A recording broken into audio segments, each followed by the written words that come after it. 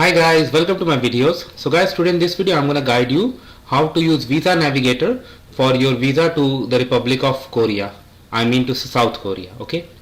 So this is an official site and tool where you can put some basic information and find out, like, for the purpose you have in order to go to Korea, what kind of visa you can apply and how. So that's what we are gonna see. So let's say we select here.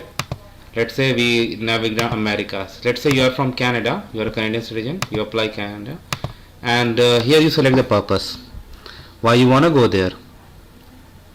You have all these options. I select short term visit, length of stay, let's say 90 days or less, and I click. So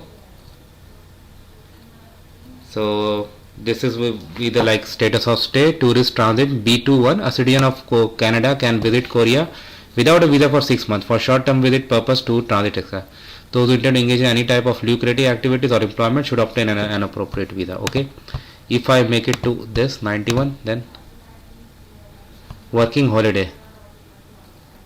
Okay, now if I make it permanent residence, what's gonna come?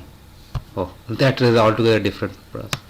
Okay, now I go to Asia. Let's see for some other country, and if I search for India, short term. Okay, you can be visa exempted if you have diplomatic passport, tourist general. So in this you can travel or transit to Korea without a visa, and you can stay up to 30 days, but there are some conditions. You need to have visa for these countries, then only. So you have all these options, like, and then at the end you have ordinary tourist. If you click on it, for example, it's gonna show you how you can apply and the process.